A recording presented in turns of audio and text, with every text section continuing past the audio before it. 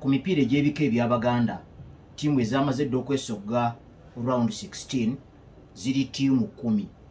kitegeeza ekyabulayo ttiimu 6 kubanga emipiira egimu gitandise ku ssaawa 10 gikyagenda mu maaso. Issa Batya yambadde kimbugwe gyali mu field ampaako ku results engeri gye zigendamu mu maaso. Result gye yakampeereza ab'Ekkobe bawangudde engeri egoolo emu ku bwereere, goolo eteebeddwa Brian Sebuliba ne kiba nga kitegeeza kuba ojjukira oluzannya olwasooka baagwa maliri 0-0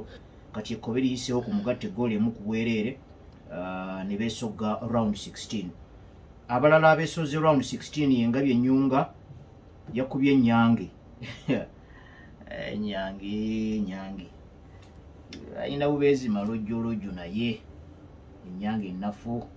be bano ba Hassan Badru Ziwa be bano ba Keren Naluyange babakubye. Engabye Ennyunga bakubye goolo 2 ku bwereere, goolo ya Vincent Mulindwa ne ya Juma Kasozi bwe kityo ab'Engabye Ennyunga ne beesogga oluzannya olwa ttiimu 16 ezisigaddemu. Ab'Ennyange balinzemu akagujja Ennyange buli kiseera bo balinga abali mu movie, buli kiseera balinda next season oba next episode kati balinzemu akagujja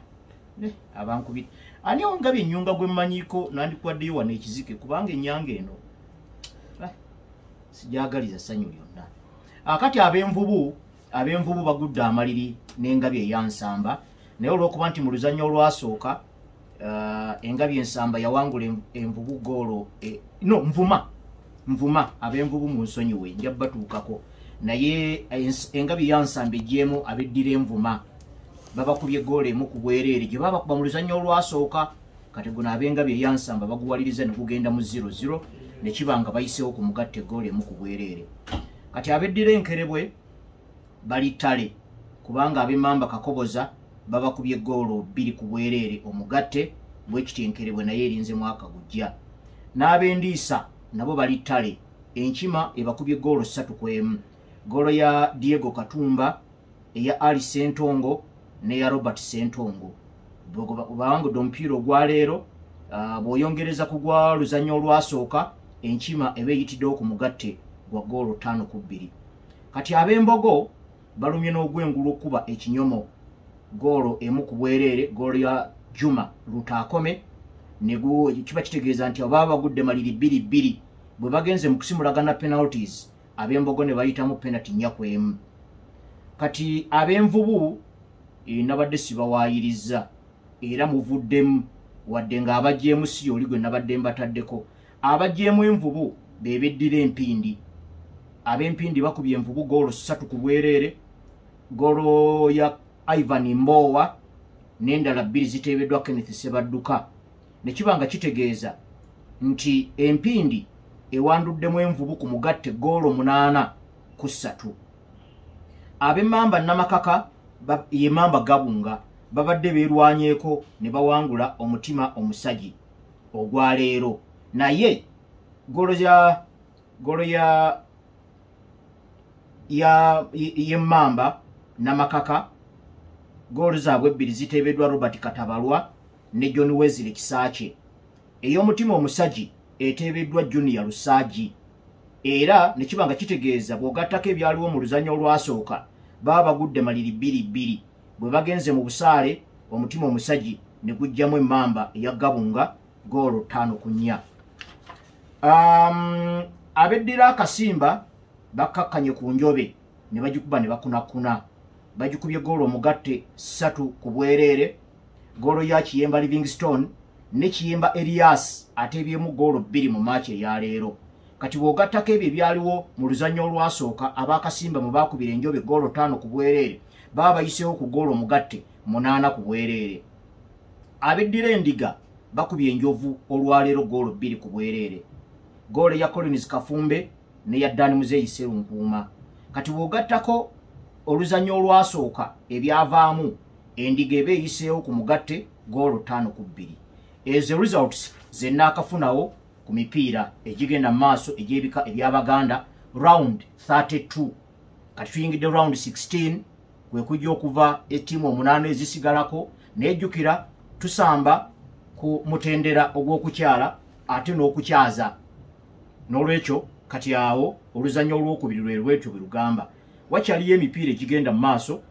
nga naffe abalangira tuli mu kusiitaana n'ente manye ente ye manyo tutomera ngeri gyeyina ebyokulwanyisa ebingi eyina amannyo erina ebigulu ebizito bibayita mulokoni eyina amayembe kwegamba neekulumba wenna neekutaayiza naye omupiira ogwo sinnaba kumanyako bwe guli gukyagenda mu maaso ku kisaawe ekya Kibuli SS oluzanyo olwasooka twagwa maliri n'ente eyo goolo emu ku emu kaakati omupiira ogwo gukyagenda mu maaso ebinaaba biguvuddemu Isa batyambadde Kimugo n'aba abiŋŋambye nja kubibatuusaako wano kati bwe tugenda mu nsonga amanyi ebintu bino ebya analysis mbadde ntera okubyewala okuyingira mu kisaawe olw'okuba nti nno bitwala obudde bungi ate ng'obudde wano tulina butono nga mbasaagala bakooya buli lunaku tuli ku mulamwa gwe gumu buli lunaku naye ate si kirungi nnyo nsonga gikomya mu kkubo y'ensonga lwaki twagala okuggusa ensonga y'omukulu Atwo Kisiza ekwatagana ku kuzibira oba obutazibira bulungi obwa ttiimu ya Barcelona nga tumaliriza tugamba nti ttiimu okuba nti goolo tebagiteebye goolo tekigifuula kuba nti ezibidde bulungi awo ojja kuba otambula na statistics nti bano bamazeeko maachi nga bakumye clean sheet tebateebeddwamu bw'oba nga oyagadde kutunuulira kifaananyi okutwaliza awamu kiba kizibu naye olina okutunuulira enneeyisa ya ttiimu enneeyisa ya abazanyisa ekinnoomu enneeyisa y'ebitongole ku bitongole kubanga ttiimu ebeera n'ebitongole bina ekitongole ekya goalkeeping ekitongole ekisembayo mu kuzibira ekitongole ekiwuwutanyi n'ekitongole ekiteebi ebitongole bino byonna mu ntaputa y'omupiira okutwaliza awamu byetaba mu gye bayita defensive mechanism ne kiba nga kitegeeza nti okuzibira tekukyali kw'abazibizi bokka era okuba nti nno goolo tebagikuteebye tekikuyigula ttama noddaawo n'ogamba nti ozibira bulungi nnyo kubanga ttiimu emazeeko maachi nga teteebeddwamu oba nti nno ttiimu emazeeko sizoni ng'eteebeddwamu goolo ntono wabeerawo obulagajjavu bw'abateebi ba opponent obwo tebubeera credit yo gwazibira wabeerawo referee okola ensobi kubanga oluusi entaputa ya offside egira n'ekyuka n'enteeka yayo mu nkola mwabagobera Premier League y'Ebungereza mugiraba n'olaba goolo n'olaba incident gye bagabyemu wano nti eyo offside naye ate incident egifaanagana ku match endala ate liifu n'ataputa bulala oba liifu mutuufu oba si mutuufu result yekweyimirira n'olwekyo kati bino byonna bw'oba ng'ogezaako okwagala okumenyaamenya mu match statistics zikuwa buwi guidance naye zikuwa kifaananyi kyankomeredde ku ttiimu naddala mu kuzibira nti ezibidde bulungi nnyo ne goalkeeper w'okumutuukako buli kiseera wadde goalkeeper akoze bulungi nnyo n'akola save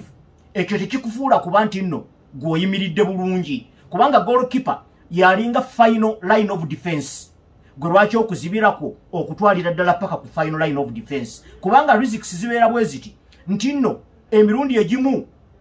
goalkeeper bajja muyitako gw'ate obamu abali 10 mu maaso babayiseeko lwaki omulowooza nti nno ye tayitikako ekivaamu ng'olukongoolo muluteeka ku goalkeeper naye nagondi keeper gondi amusinga kaakati bamuteeba batya naye sooka obuuze bano 10 bwe kiba ng'okuzibira kw'abazanyi 11 bano 10 babayiseemu batya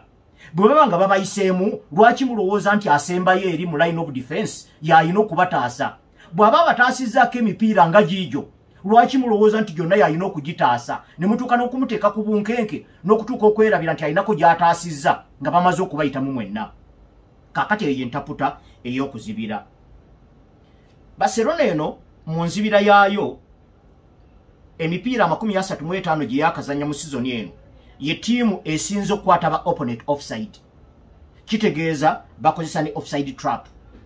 bakutte offside emirundi 169 tebasinga mu La Liga mwokka naye ne mu Europe kubanga ttiimu endala ezikozeseza offside trap mulimu ttiimu ya Parma eyitale bakozeseza offside emirundi 10-15 mulimu ttiimu ya Valencia emirundi 96 mulimu Las Palmas benkanankana Osasuna bakwasiza ba opponent offside emirundi 94 mulimu Borussia Dortmund bakwasiza ba opponent emirundi 93 ne Eintracht Frankfurt okuva mu Germany naye kwasiza ba opponent emirundi 92 ezo ttiimu ezisinze okuganyulwa mu offside trap naye offside trap eno ya bulabe era going forward kino Barcelona kyeyina okutunuulira kubanga offside trap ebeeyimiridde emirundi 169 season eno oyinza okugamba relatively nti ebadde successful naye singa wabeerawo bulagajjavu bwaliifu awo tolaba nga oyimiridde okumukisa yensonga lwaki oyina okwongera okugisiba obulungi okwongera pressing mu side ya opponent yongera pressing ezo channel opponent mwayita asobole okusitula amaaso akuba omupiira ogwo omuwanvu opponent namba 9 amalabere offside channels ezo oyina okwongera okuziziba n'okwongera okuharasinga opponent nga talina na budde busitula face kulaba bwana akuba pass kubanga eriyo ba opponent abazibu ennyo kati nga Luka Modric buli lw'omuleka n'afuna obukkakkamu n'asitula face wati pass yakukuba munnange ogiwulirira mu gumba n'olwekyo awo nawo naye ate offside trap eno kimanye ogendo gikola abasambi bo ababa basembayo ku ludda oluzibizi babeera paka kumpi nga ku center line kitegeeza waliwo distance mpanvu wakati wa defender wo asembayo ne goalkeeper oyina abaddusi singa abasajja bano bagira ne basimatuka oyina abaddusi abana abafubutula maani site tubadde tugirabe mabyaga eyo ng'eyina Kyle Walker mu babaka baayo nga bonna bali slow naye nga Kyle Walker omulimu gwayamba kwabika byasa era nga oye yenna abasoolobye n'ayita mutego gwabwe Kyle Walker yafa naye ebyasa Kyle Walker nno byamudibiridde babadde baagala na mutunda dondolo mu timu ya AC Milan obukadde buna ne AC Milan yagambye naye nedda basebo muzeeyo mu Ngereza wammwe baaka ye tetugiraba bulungi naye wakiri ekyo kyabadde akwatirirako ku timu ya Man City naye Barcelona omuddusi oyo yaliwa kakati pressing eno gyenjogeddeko ng'okozesa high line defending eyina okubeera ne intensity y'ekika ekyawaggulu naye nga ne channels zonna ne gaps zonna ng'okoze eki nga ozizibye naye ate eriyo ba opponent abali press resistant ng'ojja kujja omuteeke ku bunkenke nga bwe twalabye Arsenal bwesiitaana ne PSG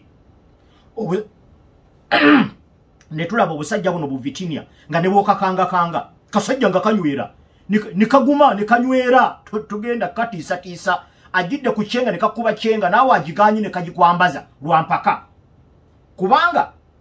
abazanya aba bali press resistant ojja kubasanga nga bajja ku bleachinga defensive mechanism kubanga ekisinga obukulu si golo kukuteebamu naye ekisingira ddala obukulu bleach ya defensive mechanism kiringa bw'onoobeera awaka ng'olina ne CCTV camera naye nga kuliko ne monitor kuliko n'omuntu amonitaringa kamera ezo ebweru naye ne mwekanga nga waliwo essajja mulirabidde mu kisenge essajja eryo ne bwe litabatemula essajja eryo ne bwe litabakutuusaako bulabe bwonna muyina okwebuza yiyi bannaye kamera zetuyina nga ono tezaamulabye nzijjukirako n'amawulire ge twasomako emabegako eri waliwo omuntu eyasobola oba n'agenda akubira pulezidenti w'eggwanga n'amukubira saluti era ekyaddako kwebuuza bannaye omuntu ono yayiseewa so ekikulu si bulabe butuusiddwawo nti ttiimu eteebeddwa naye ekikulu bleach ya defensive mechanism kaakati awo mukulu wa tooki siiza awo oyina okutunuulira goal eyinza obutanywa naye defensive mechanism ebadde bleached or not kati bw'ovaako awo n'otunuulira goalkeeper wo mulungi ku 1 against 1 ennaku ezo obadde okwatisa Wojciech Szczesny kubanga defensive mechanism webeera bleached kitegeeza risks are high nti opponent asobola okukola ekintu kyonna goalkeeper wo mulungi nnyo ku bigere kubanga ba goalkeepers bano abakozesa ennyo ebigere tebalina kulabika only when nga tiimu ezimba eva mu back balina n'okulabika ku 1 against 1 nga defense yonna yonna eweddewo goalkeeper gwosigaddeyo si kyateeka nti olina kuvaayo nga goalkeeper nti olina kwetegekera kusika dive vaayo ng'omuzibizi si buli striker ajja nti asobola okusala omuzibizi vaayo kubanga bw'olaga nti oyagala kusika dive olijja kuba ekifaananyi okukakkana ng'ogudde ebbali ng'asigazza goolu njire Wojciech Szczesny oba ono gundi eyakomyewo Marc-Andre ter Stegen ensonga eyo agirimu ensonga za Barcelona awo tuzituuse era bw'ova ku nsonga ya goalkeeper okubanga naye yegazanya kuwana against one oyina okuteekayo numbers mu pressing eri mu half ya opponent jukira oyina Lamine Yamal ye wachenga kasita gugwa kumba bukumbi oyina okuteekawo ne pressing structure manyi pressing eno tebeera ya kupala palanya nayo ebeerako ne structure yaayo kati kuba mwaka faananyi in Andoni Iraola owa timu ya AFC Bournemouth singa mugoberera ensamba ye bw'olaba engeri gya pressingamu ye addira abavubuka bano ba Justin Kluivert bakupressinga bakuzza bbali ew'ekisaawe either oyite ku ddyo oba oyite ku kkono eyo nga gye bategesa abavubuka abo bana ba wing back bali energetic ate balungi nnyo kuwana against one kitegeeza nti omupiira bagenda gukubbirako eyo kakati pressing structure eya timu ya Barcelona eri ki ne pressing structure yo nayo timatiza kubanga eragaya teri mu mbeera egamba nti oyagala kulemesa opponent okuzimba nga ava mu baaka ye ate nga teri united nti nno si bonna nti abaliyo mu maaso bagenda kuyambako okupressinga kitegeeza kiba kyangu nnyo okubulikinga defensive mechanism ebyo byonna byonna tubyogera nga tetunnaba na kwogera ku match esatu ezisembyeyo Barcelona mwe yakubiddwa goolo omugatte 10 goolo omukaaga no goolo zaali 7 ziyakubwamu omugatte nga bazanya Inter Milan ne goolo 3 Real Madrid ziyabateebyemu kubanga omuntu wa bulijjo omuwagizi ayinza gamba nti wadde baatukubye 3 kasita twabakubye 4 ekyo si kibi n'abawagizi kibawoomera n'omupiira ogwetadde bwe gutyo guwooma naye kimanye nti nno ku lunaku olulala goolo ezi 3 zisobola okuyamba opponent okuwangula goolo 3 singa baba bataddewo embeera eremesa attacking yo okujjako ng'osazeewo nti nno attacking yo is the only way of defense ng'ojja kwetaaga buli lulumba lw'otwala nga waakiri oteeba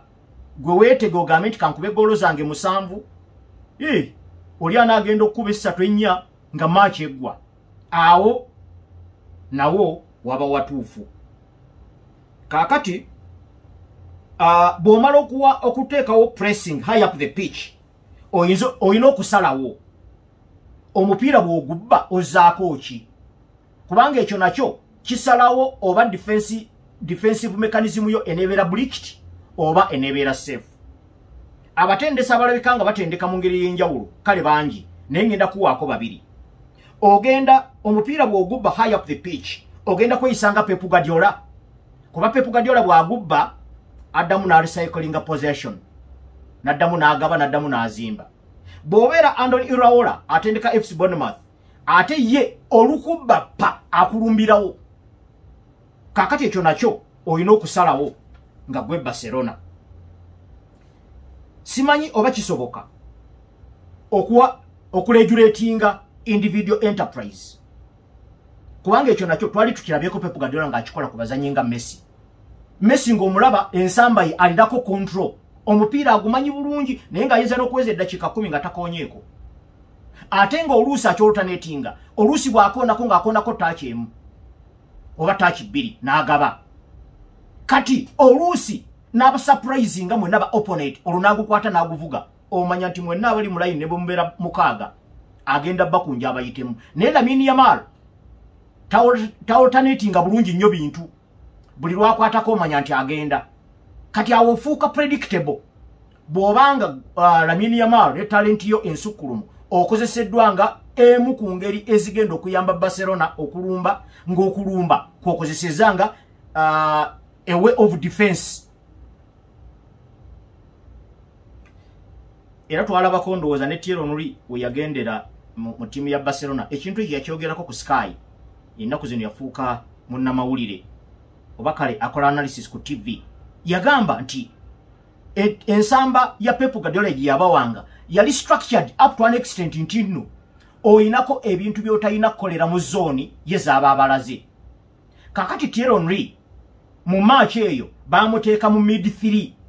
y'ebiseera ebyo nga mugenda kuleeta omupiira mugutuuse mu yadi 20 mukomaawo yo already nga yamaze dde okutegeka abantu ba basatu abalina okukolera ebintu ebyenjawulo mu ezo yadi 20 okuva ku goolo ya opponent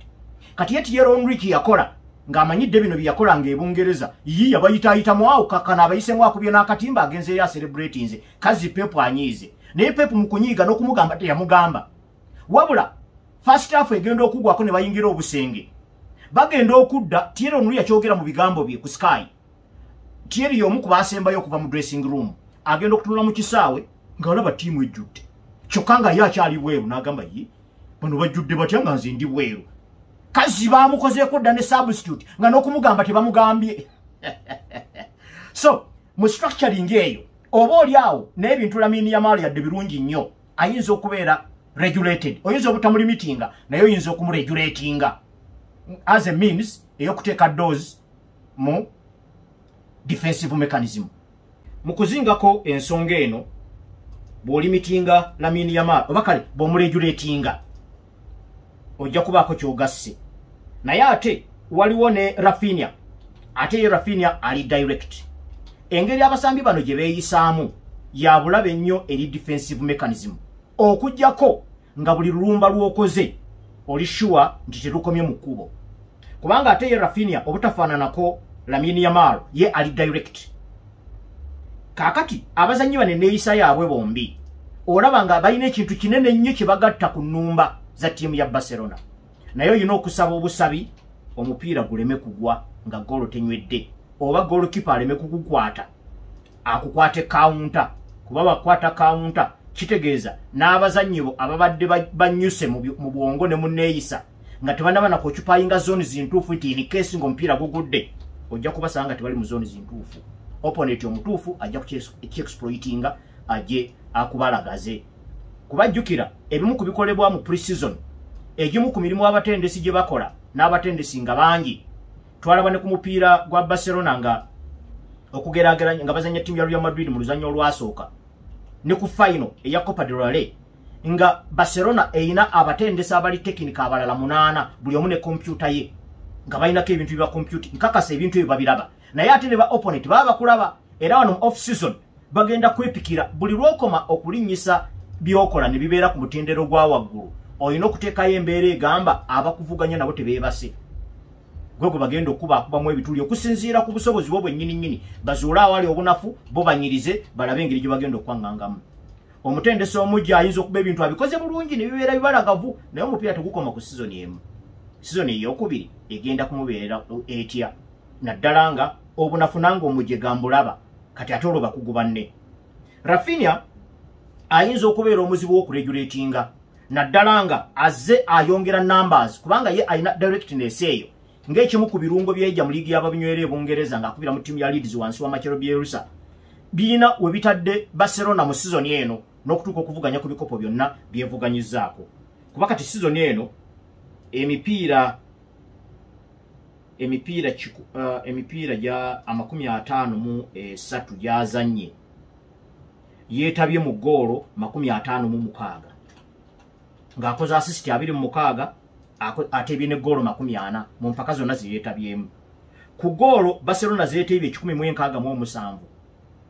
yeetabye mu ggoolo 56 kati oyinza okusanga nga oyo ayinza okufuuka nantagambwako okufaananako Lamine Yamal akuwa kumpi byonna ajja kuwa assist ajja kuwa ggoolo ajja kuwa chenga ajja kuwa okudiisa ba opponent ajja kuwa okubateeka ku bunkenke n'okugezaako kuyigukulula defensive mechanism ya opponent ebyo byonna abikuwa oyo afuuka nantagambwako kaakati ate ne Rafinha directness ye ne eye for goal tulabe byevuddemu bw'osikirizibwa abazannyi abo okusigala nga balina ebbeetu okwekolera bye babadde bakola mu sizoni ewedde oba mu sizoni eno egenda okuggwa opponent ayinza okukiraba n'afuna engeri gyabulikingamu defensive mechanism yo naye ate n'ekisembayo goalkeeper wa opponent lwakuba liigi ye Spain teyina gondi teyina Ederson Moraes Santana gwe tulabye omuzannyi eyeekansa mu kola assist ng'okozesa highline defending olaba Man City oba kale opponent yenna alina goalkeeper yeeyisanga Ederson ne bagaba nga bazeeno mu ggoolo ne baguma n'obateeka ku bunkenke ne baguma ne bagudiza Ederson nga defender wo asembayo ali ku center line olaba wakubamu empanvu ng'esanga eri Erling Haaland oba Omar Mamush kaakati awo bw'obeera mu homework wo ng'oteekerateekera season ejja ng'ogigerageranya ne season eno, defensive mechanism ya Barcelona eyina okukwatibwamu. Hans Flick nkakasa alaba ebisinga nze byendabyeko, oba oli awo ayinza okuva in a better version esobola okuyamba Barcelona okweyongerayo, kubanga bw'owangula season emu toyina komaawo. Kitegeeza oyina okuyiga mu bunafu obubadde mu season. Obunafu obubadde mu season tekitegeeza necessarily nti ogenda kutunulira match ezizokka ze bakuwangudde oba zolemeddwa okuwangula. Ne match ezize nnyini z'owangudde oyina okubikkula n'ogamba naye wano mubutuvaaye wano twawonye buwonyi, oba nti wano kipa yatutaasizza, oba nti omwana ono taba kuyiwawo omubiri ng'omusajja amaliriza. Twabadde tuwedde. Okusinga okubiteeka ku mukisa nti kasite baatuteeba nga season ewedde, gwe n'ogamba nti nno way forward okuzibira ku kulungi nnyo. Ndowooza nti ojja kufunayo abagezi nga tebalina ku level ya Lumansi talina abo ab'amaanyi, naye ojja kusangayo ab'amaanyi basooke bakubamu ebituli owulire. Bwe tuva ku nsonga eyo, Vipers yawangudde ekikopo kya league. Twabadde tuwa update wano olunaku lwajjo. Ekikopo ekyo era twavudde wano nga tukirangiridde nti Vipers ye Nantamegwa omulundi ogw'omusanvu mu byafaayo byabwe mu liigi y'ababinywera eya Uganda. Kaakati beegasse ku Liverpool, Bayern Munich ne PSG okulangirwa ku bannantamegwa obw'ekikopo. Aba Napoli ne Inter Milan balinze emipiira gino egisembayo gye gijja okusalawo, kubanga buli omu ali ku bigere bya munne amubuuza ebibuuzo. Napoli yeyina omukisa singa ewangula emipiira gyayo gyombi egisigaddeyo. Inter Milan ne bwewangula egisigaddeyo goolo 8-8 ku bwereere, ekikopo kiba kibaleme kyava dda mikono gyabwe, naye toyinza kubalulinga out nti bakivaamu. Inter nayo neyinza okwegatta ku Vipers okusuubira double, kuba Vipers kati weeri esuubidde double, kuba olunaku lw'okwosenkya bagenda kuddamu okuzanya kitara gye bakubye omupiira olunaku lwajjo mu liigi ne balangirwa kuba Nantamegwa. Bagenda gisinkana mu luzannya olw'okuddinkana olwa Uganda Cup semi-final, kubanga oluzannya olwasooka Vipers yaluwangulira ekitende goole emu ku bwereere. Era ttiimu eno eya kitara yemu ku ezo ezisanze nnyo obuzibu mu ttiimu eya Vipers. Babadde bakaluubirirwa nnyo okufuna ekintu ekyo, naddala win. So nga ku Saturday bajja kwetaaga win, baba baagala okutuuka ku final okweddiza ekikopo kibaawo, oba okufuna emikisa okutangaza emikisa gyabwe okweddiza ekikopo ekya Uganda Cup kye baawangula season eri ewedde. N'olwekyo Inter Milan naye erinze esobola okuwangula double singa Antonio Conte ne ttiimu ya Napoli banaafuna bwe bazibiririra. Inter Milan erinze okubwama ebagwire ebasuuza ekikopo. Ate jjukira Inter bali ne ku final ez'ekikopo ekya UEFA Champions League gye bagenda okuzanyira club ya PSG. N'olwekyo basobola okwegwanyiza double singa awamu emikisa ginaaba gibayambye, ate naddala omukisa guyinza kubayamba kubajjira Napoli mu kkubo, ate nabo beewa omukisa mu ngeri ya kuwangula mipiira gyabwe egisigaddeyo. Ne PSG bo PSG already nabo balina omukisa okuwangula double, kubanga wadde baatuuka ku luzannyo lw'akamalirizo lwa French Cup eyo tennaba kuzannyibwa, naye waakiri ekikopo ekya league kibali mu nsawo. N'olwekyo basobola okuwangula double singa banaaba bawangudde Champions League, basobola n'okuwangula treble singa banaaba bawangudde French Cup. Kakati omuteeko omulala kw'olina okulabira league weekubidde koona ng'ogyetolooza ku ttiimu eno eya Vipers kyekyokuba nti nno eriyo abanene nga ebikopo cup tournaments ze zibeeyimiridde okunyiriza sizoni zaabwe ezitabadde nnungi mu league. AC Milan nayo sizoni yayo tebadde nnungi nnyo newankubadde nga bazzeemuko ku bifo ebisavasava mu Italian Serie A, naye bwe baatuuse ku Coppa d'Italia final amaanyi n'obukujjukujju bwe baakozesa okukuba ttiimu ya Inter Milan goolo 3-0 ku bwereere, ate Bologna yabalemesezza okuwangula Coppa d'Italia. Kitegeeza nabo sizoni baviiriddemu awo. Kwoteeka abanywanyi Man U ne Spurs bagabanye ebifo ebyeri wansi ku table ya league, kati bombi batunulidde Europa yegenda okunyiriza mu sizoni yaabwe, oba ekyo anaaba awangudde Europa ogenda mu Champions League, oba ebirowoozo ebituufu byandibadde ki nti Europa gireke kuba Champions League ejja kutaataaganya wandiyagadde obeere settled okuzimba obulungi nnyo ttiimu yenywere. Kyesirowooza nti abamanyi bayinza okubeera n'obugumiikiriza obwo. Europa bagyagala baagala na Champions League, naye bwe batunulako league ebawa ekifaananyi ekituufu ekiraga obunafu bwa emisuwa egy'enjawulo egigattagatta ttiimu yaabwe awamu. Saagala gamba nti nno Andre Onana yatali mulungi oba Casemiro ye mubi ennyo, naye emisuwa gyonna egifuula ttiimu entuufu gyonna misannyalavu. naye bana agenda mu Champions League baba nafuna complacency nga gye bafunanga Erik ten Hag abatendesa akapiira akabi naye najja n'abawenguzi mu ngeri ya kuwangula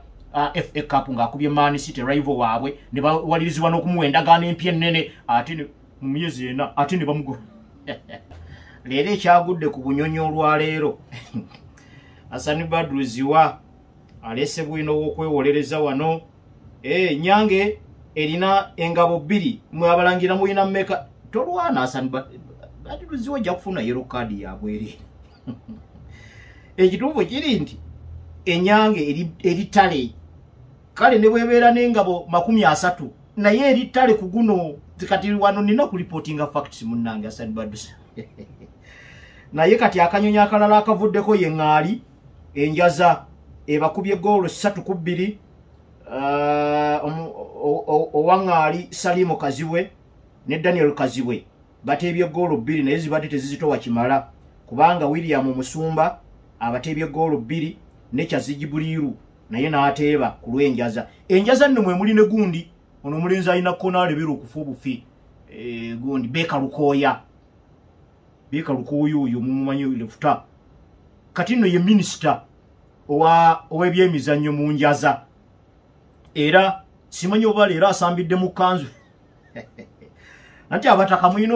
okwambala amakanzu n'emikalabanda naye kati enjaza bwe bagudde amaliri 3-3 ne bagenda mu busaale enjaza newangula goolo 4-3 kati kitegeeza abaŋŋaali nabo bali tale yembeera eyo emipiira egy'ebika by'Abaganda abalangira tuli ku nte eyo naye simanyi oba ekyagaanya okujja tugezaako gyokya tennajja bulungi naye nja kufuba okunoonyaayo gwe naaba ye nno obudde nkyabwina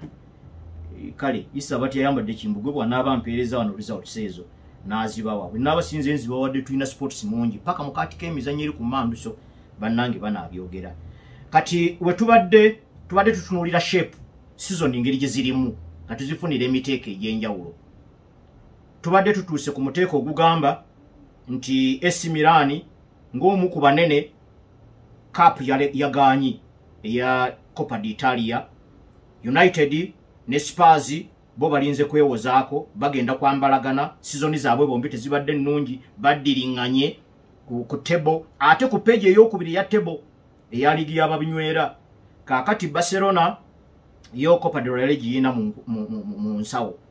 bwe banaamala okuba kubanga gundi yagaanyi Real Madrid yagaanyi okuwa tiimu ya Real Mallorca otherwise Barcelona singa nayo yalangiriddwa dda kuwa Nantamegwa kati balina kwekubira Espanyol mu Catalan Derby olwo Chelsea naye eyitidde eri ku saidi eri ya conference ne Pep Guardiola naye ayise eno mu FA Cup gye bagenda okuzannya okwosa enkya omupiira gwe tujja gubaweereza wano ne Issa batayambadde Kimbugwe ku mukutu guli ogw'Emmanduso ku Saturday gujja kubeera gwa saa 12:30 KCCA nayo ng'omu ku banene liigi teyabadde nnungi nnyo nabo balindiridde kujjamu kataka bagende ku luzannya olw'akamalizo oba oliawo Uganda Cup ebeeyimirire Real Madrid yo ne Cup yagaana bafaananye AC Milan